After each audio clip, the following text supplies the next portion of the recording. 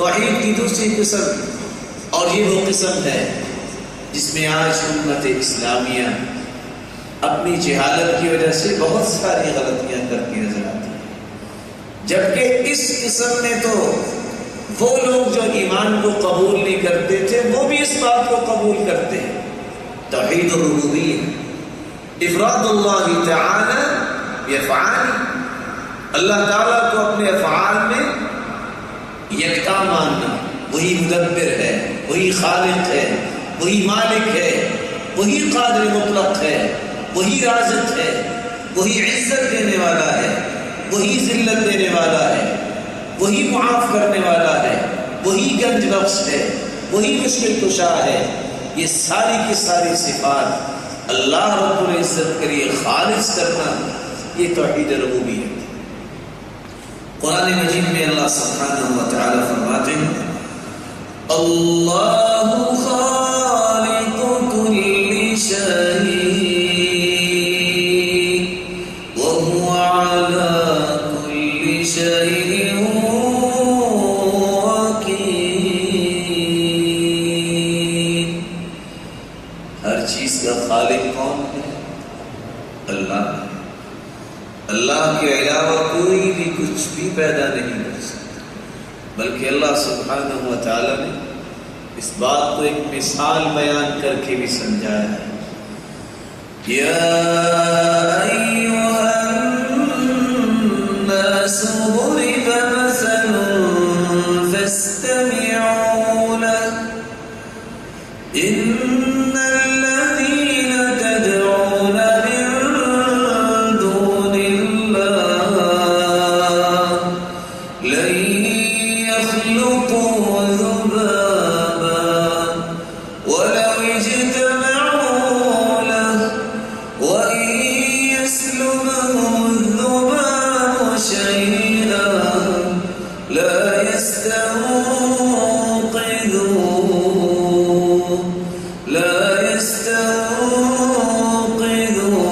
منه ضعف الطالب والمطلوب۔ لوگوں، اللہ تعالیٰ نے ایک مثال بیان کی ہے، اس کو غور سے سنو۔ قرآن کہہ رہا ہے فاستمعوا لہ، اسے غور سے سنو۔ اللہ کے علاوہ جن کی عبادت کی جاتی ہے وہ تو ایک مکھی بھی پیدا نہیں کر سکتی۔ مکھی پیدا کرنا تو بہت دور کی بات ہے۔ اگر مکھی کوئی چیز ان سے لے لے، چھین لے، وہ چھڑا نہیں سکتی۔ مفسرین اس کے متعلق کیا بیان کرتے ہیں؟ بہت سارے لوگوں کو اپنی طاقت پہ بڑا گھمنڈ ہوتا ہے، کہتے ہیں یہ بھی کوئی بات ہے، مکھی سے کیوں نہیں چھڑا سکتے؟ اللہ رب العزت نے مکھی میں دو صفتیں رکھی ہیں۔ جب اس کے منہ میں کوئی چیز آ جاتی ہے،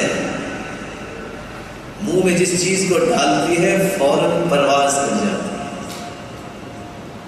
بہت سارے لوگ یہ کہنے پہ مجبور ہیں آج، اور شاید یہ بھولے ہوئے بھی، اگر مکھی اڑے گی تو ہم بھی اس کو پکڑ سکتے ہیں، ایسے آلات لگائے جا سکتے ہیں کہ اڑ کے کہیں جا ہی نہ سکے۔ دوسری بات، اللہ سبحانہ و تعالیٰ نے مکھی کو یہ صلاحیت دی ہے، جس چیز کو منہ میں ڈالتی ہے 2 سے 5 سیکنڈ کے اندر وہ چیز پانی بن جاتی ہے۔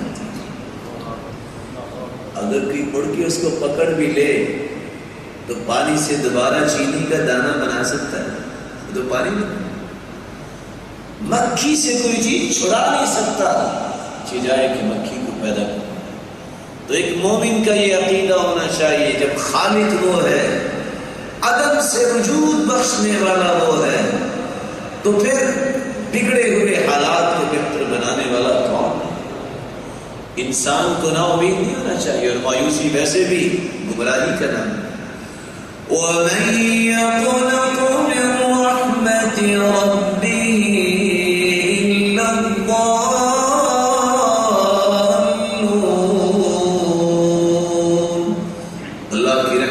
مایوس تو گمراہ لوگ ہوتے ہیں، بندہ مومن مایوس نہیں ہو سکتا۔ اس لیے قرآن نے ایک اور بات بھی بیان کر دی، إِنَّهُ لَا يَيْأَسُ مِن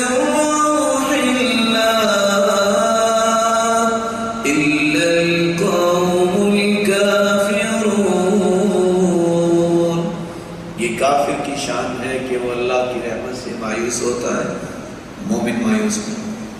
انسان کے سامنے کچھ بھی نہیں ہے، اگر اس کا یہ ایمان ہو کہ اللہ رب العزت خالق ہے تو پھر امید کے پہلو کو وہ غالب کرتا ہے۔ کچھ بھی نہیں تھا، میں تو اللہ نے مجھے پیدا کر دیا، آج میرے پاس کچھ بھی نہیں ہے، اللہ تعالیٰ اس کچھ کو بھی بہت سارے رحمتوں اور برکتوں میں بدل سکتے ہیں۔ پوری کائنات کا مالک کون ہے؟ اللہ سبحانہ و تعالیٰ۔ تبارک الذی بیدہ الملک وہو علی کل شیء قدیر۔ بابرکت ہے وہ ذات جس کے ہاتھ میں پوری کائنات کی بادشاہ۔ کتنی بڑی بادشاہ، وہ کتنا بڑا بادشاہ ہے، بات تو سنی ہو گیا۔ وہ کنویں میں گرے ہوئے یوسف علیہ السلام،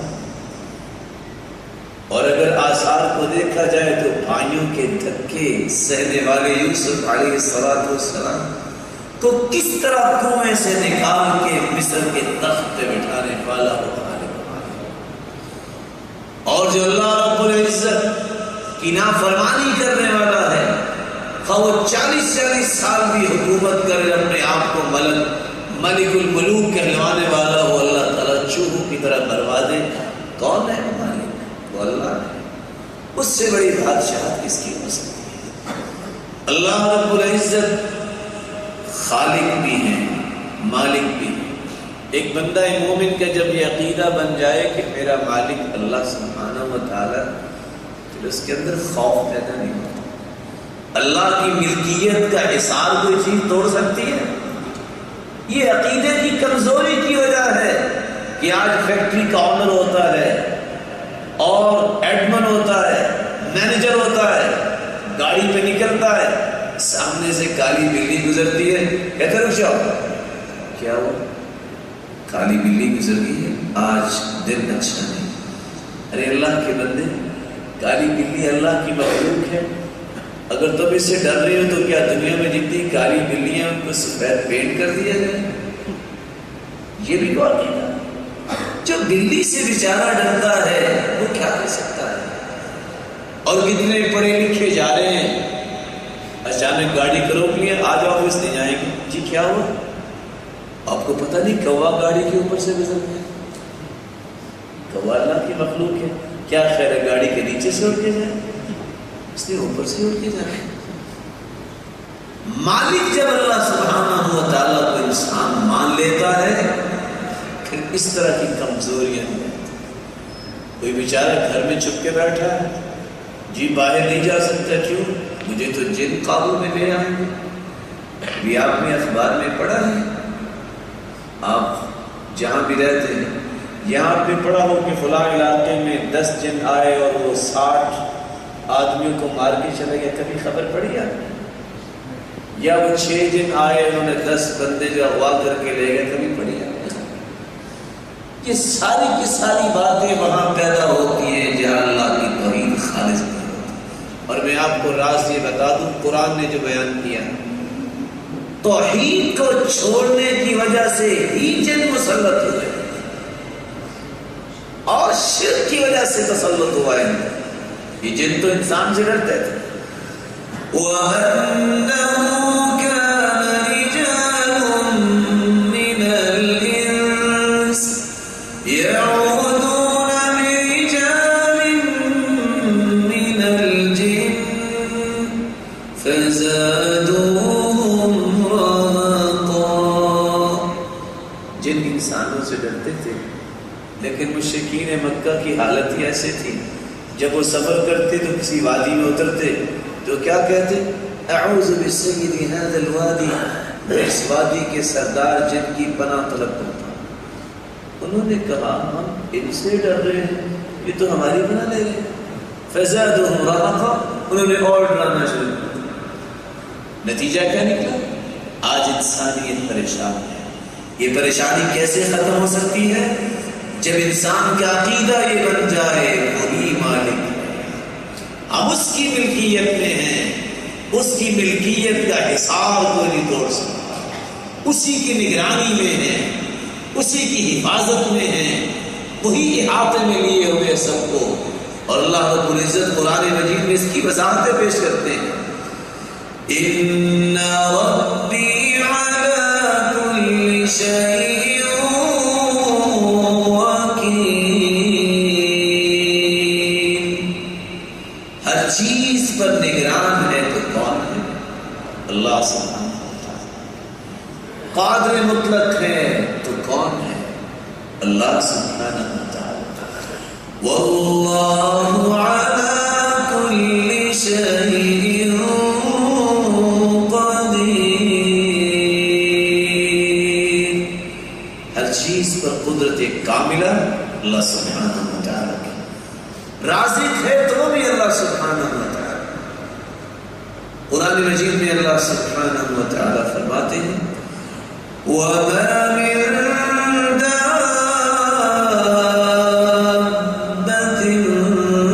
فِي الْأَرْضِ إِلَّا عَلَى اللَّهِ رِزْقُهَا وَيَعْلَمُ مُسْتَقَرَّهَا وَمُسْتَوْدَعَهَا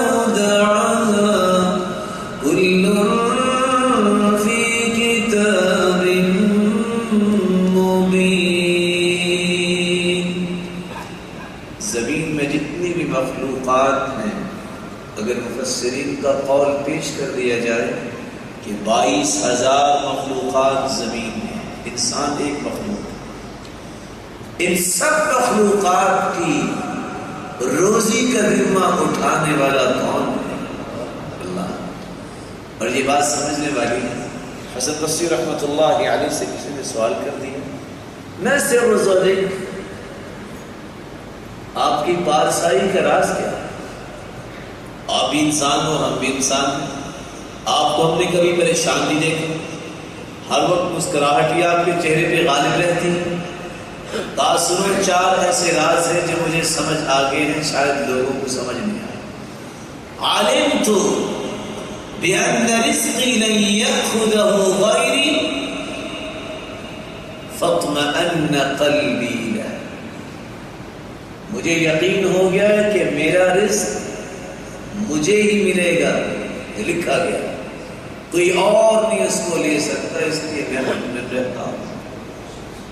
جو اللہ سبحانہ و تعالیٰ نے لکھ دیا ہے، لا يردہ کراہیت کارہ ولا یجرہ حرص حریص، جو جتنی چاہے حرص کر لے نہیں لے سکتا، جو جتنا چاہے بھاگنا، اللہ سبحانہ و تعالیٰ اپنے محبوبین کے سامنے مال و دولت کو جیسے جانور کو نکیل ڈال کے سامنے لا کے کھڑا کر دیتا ہے، اس طرح مال و دولت اس کے سامنے کھڑا